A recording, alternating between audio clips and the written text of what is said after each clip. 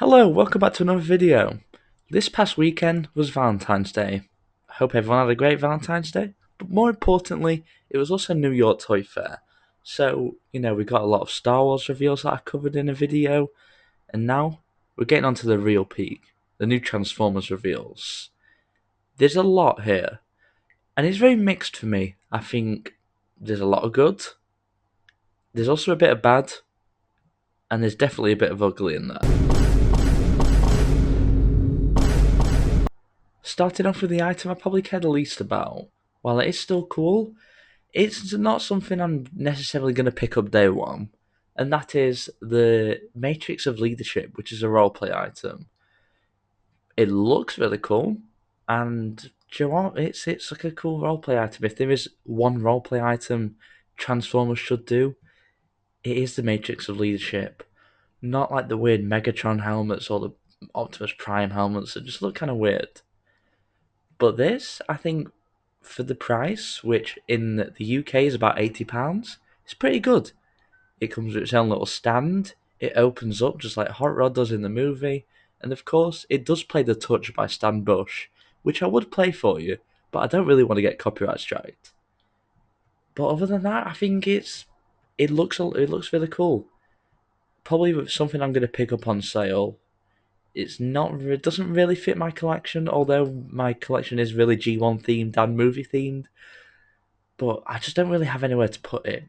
It's not like the Star Wars helmets where, I've kind of like got my own kind of a bit of space to the side for those. But still, I think it's something I'll probably eventually pick up. So, going into figures, I'm going to start off with the ones that are okay. I don't really care, but they're cool releases for what they are. Starting off, we have Studio Series 86 Sunstreaker. As you can see, this is just a re-release of the version from the Autobots 5-pack, which, fair enough. I mean, it makes it a lot easier to get for those who didn't get the 5-pack, because I know that was pretty hard to get in some places. I lucked out, thankfully.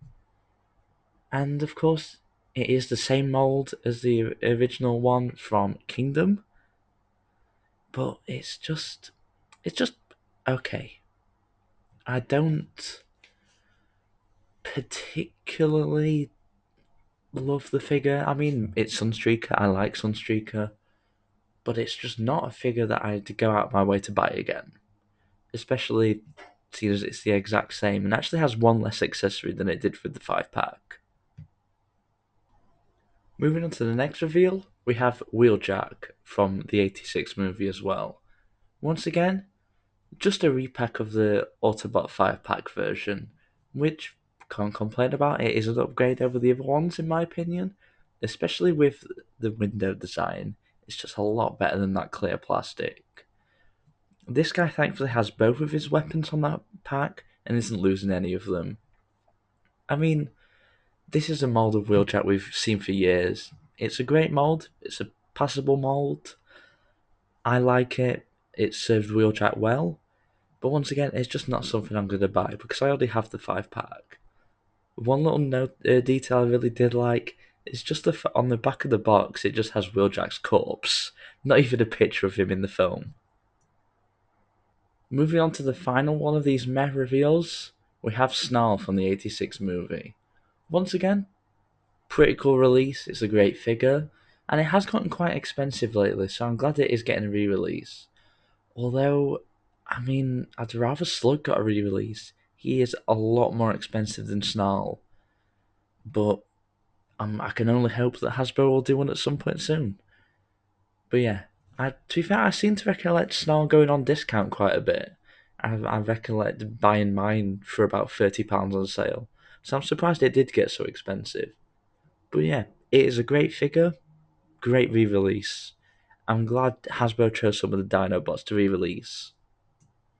Moving on to my favourite reveal, we have Studio Series 86 Shockwave. I'm a Shockwave shill. Shockwave shill. Ooh. Just like I'm a Soundwave shill and Starscream shill. I was going to like this figure either way. Granted, of course, it is a retool. I think he probably could have been the brand new mold, and then another figure could have been a retool, but we'll get into that in a bit.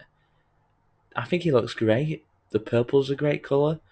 Granted, he is missing some of the silver paint on the side of his legs, but I don't know. I think I'm biased. I'm gonna let that pass. I'll probably end up painting it on myself. But I think the submarine alt mode looks great. Looks very accurate. But yeah, it's just day one purchase for me. Absolutely. A surprising one up next is Kranix. Of course, we knew he was coming because of the leaks, but I think he looks great. Of course, it really helps that he is only in the robot mode for the film, so they can make that really accurate. But the alt mode is actually based off of concept art, so I think he looks absolutely great. I mean, most people aren't going to have him displayed in the alt mode, so I think that just keeping the robot mode just so detailed and perfect was definitely the right call.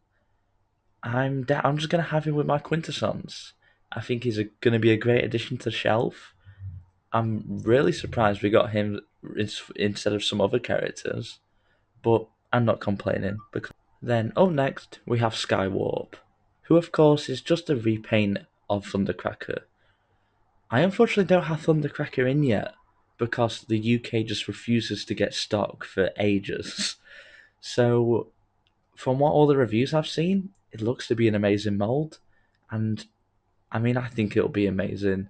So I'm definitely down to get Skywarp as well. I mean, where's that Starscream? Although we do know it will be an exclusive. I'm itching for them all. I mean, I'd even love to see some of the Conehead Seekers in this new mode as well. Granted, I did just finish getting them in the original mold, but oh well. I think, yeah, he looks perfect. What else can you ask for from a Skywarp? He looks great.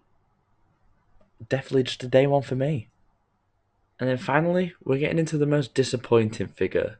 I think I can speak for a lot of the community when I say that this isn't good. It's Astro Train. This is what I was talking about earlier. Astro Train, he should have just stayed as a retool. Just, I mean, come on, that War for Cybertron version is just amazing. Unfortunately, this one just doesn't look very good. The train mode, beautiful. The shuttle mode, it is okay, but the robot mode, he looks like he's on Ozempic. He doesn't look good. I don't know what happened. I mean, it kind of helps that in some of the pictures he's mistransformed, but even then, in the pictures we have seen of him fully, like properly transformed, it still doesn't look much better. It's it's a shame because I love Astro Train and I would have loved to pick this up day one, but unfortunately, it's going to be a pass until it goes on sale for me. He just doesn't look very good at all for me. Maybe I'm overreacting, but I think like Transformers hype guy on Twitter has been non-stop talking about how bad he looks, and I gotta agree. I mean, it just. I mean, what else can I say other than he just doesn't look good? He just is way too skinny. I'm sure it would have been too hard to bulk him out a bit, although that might have affected the transformation for all we know. It really depends. I guess it will see when he releases, but it's not looking good. It's definitely a figure that I'm not really excited for at all. So we actually have some in-hand pictures of some of the figures already. We've got some pictures of Shockwave and Skywarp, and I think they look great, especially next to Megatron and Soundwave. Shockwave is shorter once again. I wish they could have changed that, but it's not too much of a biggie. Of course, they both look great in their alt modes. I'm really happy with these figures. I think there's like one or two complaints I have, but other than that, I think I'm just excited to get them. I think they look amazing, and oh, granted, these aren't the most clear pictures ever, but both of them are day one pre-orders. So overall, it's a pretty solid wave. Of course, there's a few stinkers in there, but you can never really have a perfect wave with Hasbro. I think for me, it's very mid because there's a lot that I like, and there's just some bits that I don't really need or I just don't really want, and that's completely fine. You know, you don't have to buy everything, and I'm really happy for those people that needed those characters because especially the ones from that 5 pack were hard to get, and Snarl once again hard to get. So I'm glad Hasbro are getting those back out there.